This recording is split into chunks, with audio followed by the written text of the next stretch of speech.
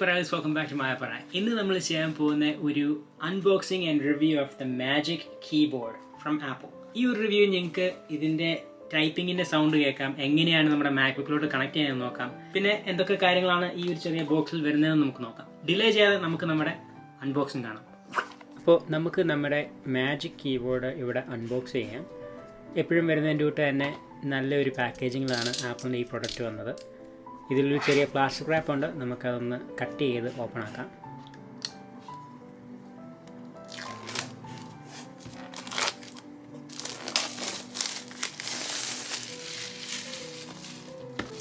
ആ പ്ലാസ്റ്റിക് എല്ലാം കളഞ്ഞിട്ട് നമുക്ക് ആ കീബോർഡിൻ്റെ സൈഡിൽ നിന്ന് ഇങ്ങനെ പുഷ് ചെയ്യുമ്പം ഇത് ഓപ്പൺ ആയി വരും. എന്നിട്ട് അതിൻ്റെ അകത്തൊരു ടാബുണ്ട്, ആ ടാബ് നമ്മൾ പുള്ള് ചെയ്ത് ആ ഒരു ചെറിയ പ്ലാസ്റ്റിക് ടാബ് ഉപയോഗിച്ച് അതങ്ങ് ഓപ്പൺ ചെയ്യാൻ പറ്റും.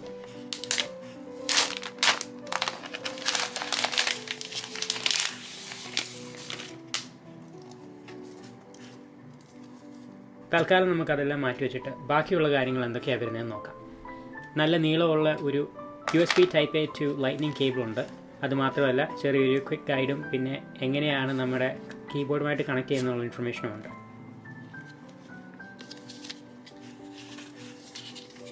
തൽക്കാലം നമുക്ക് പേപ്പറെല്ലാം മാറ്റി വെച്ച് ഈ കീബോർഡ് ഒന്നുകൂടി കൂടെ ഒന്ന് നോക്കാം.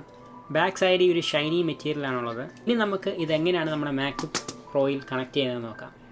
അപ്പോൾ ആദ്യം നമ്മൾ മേക്ക് ഷുവർ ചെയ്യേണ്ടത് നമ്മുടെ കീബോർഡ് ഓൺ ആണെന്നാണ്. അപ്പോൾ ഈ ഒരു ടോഗിൾ നിങ്ങൾ കാണുന്നില്ലേ, അത് ഓൺ ആക്കണം. അപ്പോൾ നമ്മുടെ മാക്ബുക്കിൽ നമുക്ക് സിസ്റ്റം പ്രിഫറൻസസ് പോകണം. അത് കഴിഞ്ഞ് നമ്മൾ ബ്ലൂടൂത്ത് സെലക്ട് ചെയ്യണം. ബ്ലൂടൂത്ത് സെലക്ട് ചെയ്യുമ്പോൾ നമ്മുടെ ആ കീബോർഡ് അവിടെ അവൈലബിൾ ആയിരിക്കും. കണക്ട് എന്ന് പറഞ്ഞൊരു ഓപ്ഷൻ ഞെക്കണം ആൻഡ് ഫാസ്റ്റ് ആയിട്ട് തന്നെ അതങ്ങ് കണക്ട് ആയിക്കോളും. അപ്പോൾ നമുക്ക് നമ്മുടെ മാക്ബുക്ക് പ്രോയിൽ വരുന്ന കീബോർഡും ഈ ഒരു കീബോർഡും തമ്മിൽ ഒന്ന് കമ്പയർ ചെയ്ത് നോക്കാം.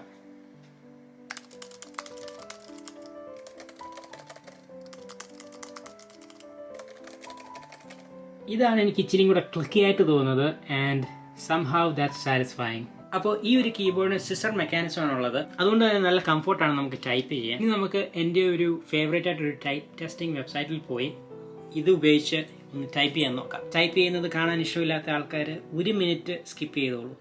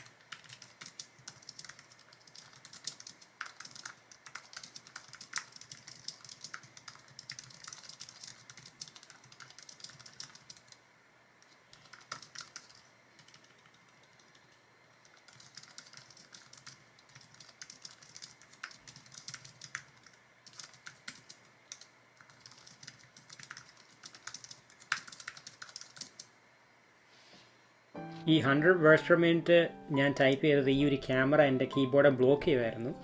എന്നിട്ടും എനിക്ക് അത്രയും ടൈപ്പ് ചെയ്യാൻ പറ്റി. അപ്പോൾ ഡെഫിനറ്റായിട്ട് ഇതിൽ കൂടുതൽ എനിക്ക് ടൈപ്പ് ചെയ്യാൻ പറ്റും ഈ ഒരു കീബോർഡിൽ. അവസാനമായിട്ട് ഞാൻ ഇനി നിങ്ങളോട് ഷെയർ ചെയ്യാൻ പോകുന്നത് if this magic keyboard is worth your money. ഇപ്പോൾ നിങ്ങൾക്ക് എൻ്റെ ഒരു സെറ്റപ്പ് എങ്ങനെയാണെന്ന് അറിയാമല്ലോ. ഞാൻ മെയിനായിട്ട് ഉപയോഗിക്കുന്ന എൻ്റെ ഒരു എക്സ്റ്റേണൽ മോണിറ്ററാണ്. അതുകൊണ്ട് തന്നെ എൻ്റെ അവിടെ ഇരിക്കുന്ന മാക്ബുക്ക് പ്രോയിൻ്റെ കീബോർഡ് റീച്ച് ചെയ്ത് ഇവിടെ നോക്കാൻ അൺകംഫർട്ടബിൾ ആണ്. അതുകൊണ്ടാണ് ഞാൻ ഒരു മാജിക് കീബോർഡ് മേടിച്ചത്. അപ്പോൾ ആ ഒരു സിമിലർ സിറ്റുവേഷനായിട്ടുള്ള ആൾക്കാർക്ക് ഇത് ഡെഫിനറ്റായിട്ട് യൂസ്ഫുൾ ആണ്. അല്ലാത്ത ആൾക്കാർക്ക് ഇത് വർത്തിട്ടല്ല. നിങ്ങൾക്ക് എല്ലാവർക്കും ഈ വീഡിയോ ഇഷ്ടപ്പെട്ടു എന്ന് ഞാൻ വിചാരിക്കുന്നു.